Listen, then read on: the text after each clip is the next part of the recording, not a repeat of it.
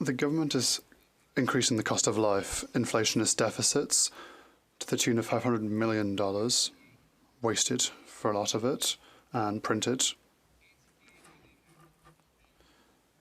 This all has increased the price of goods that we buy and the interest we pay. Inflationist taxes increase the costs for our workers and our producers and businesses.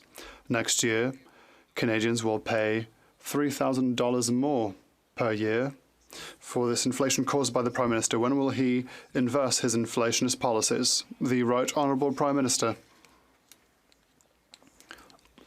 Mr. Speaker, if the leader of the Conservative Party truly wanted to help families who need help in these difficult times, they would no doubt support helping low-income families with rent assistance and dental care. But not only do they not support these measures, they're trying to block these measures in the House of Commons. It's one thing to disagree with our proposals to help families, but it's a different kettle of fish to try and hinder this assistance to those who need it. The Honourable Leader of the Opposition. Housing he's bragging about will go to almost no Canadians, and those who will get it will get at most $500. These days, you can't even rent a doghouse in the backyard for that amount of money. The reality is that this Prime Minister has presided over the worst housing bubble on planet Earth. UBS says that Vancouver is more overpriced than New York, Tokyo, Hong Kong, Los Angeles, all places with more people, more money, and less land. When will the Prime Minister get the gatekeepers out of the way and stop printing money to inflate our housing market? The Right Honourable Prime Minister. Mr. Speaker, the Leader of the Official Opposition makes a big show about being concerned about families, but if he actually wanted to support low-income families, he'd step up and support our measures to give more money to low-income families for the cost of dental care for their kids, or to help the 1.8 million Canadians who will benefit from our housing benefit, additional help on the housing benefit. The reality is, Mr. Speaker, not only does the Leader of the Opposition not support those measures to help low-income families with real money this fall, he's blocking their passage in the House, preventing anyone from getting that money. The Honourable Leader of the Opposition. This is the Prime Minister that's blocking people from actually getting a house. It's $2,000 to rent an apartment in Canada these days, $1 million for a home in Toronto, an average place. And now he wants to make it more expensive to heat homes by tripling the carbon tax. Even the Liberal Premier in Newfoundland and Labrador has said that rural seniors will struggle to keep the heat on. Will the Prime Minister show some mercy for those people who are struggling to heat their homes and cancel his plan to triple the tax? The Right Honourable Prime Minister.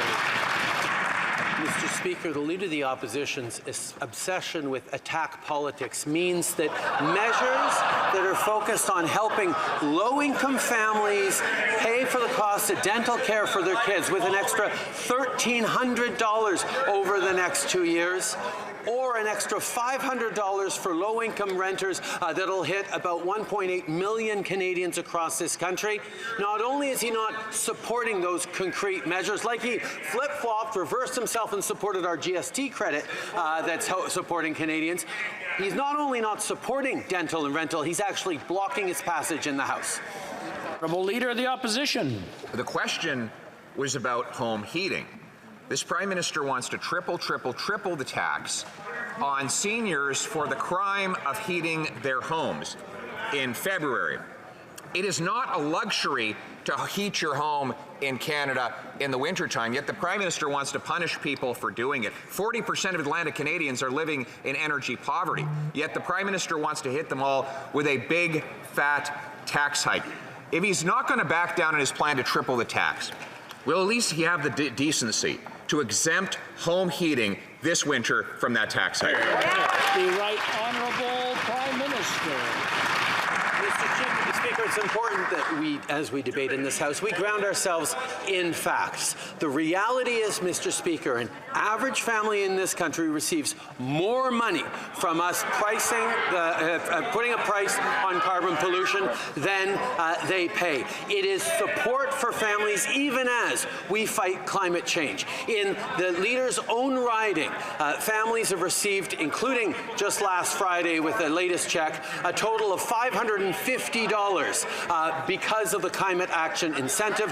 We will continue to fight climate change. We will continue to put more money in the pockets of families. But the government doesn't have a plan to deal with the recession. The Minister of Finance admits that one is coming, and we need a plan. Right now, the current EI system, the one brought in by the Conservatives, only covers 40% of Canadians. Oh. We need a plan that covers all Canadians. So will this government put into place a plan to deal with the recession that supports families and ensures that every worker in our country is covered if they lose a job? Right Honourable Prime Minister. Mr. Speaker, this government demonstrated time and time again over the past 7 years that we have Canadians' backs, whether it was with lowering costs whether it was lowering taxes for the middle class and raising them on the wealthiest 1%, whether it was delivering a Canada Child benefit that has lifted millions of Canadians out of poverty. The things that we have done continue to focus on having Canadians' backs. Through the pandemic, we supported them with unheard of direct supports to manage to make sure not only Canadians kept safe, but our economy rebounded faster than other places, and we will continue to be there through the troubled waters ahead. We will be there for Canadians as we all.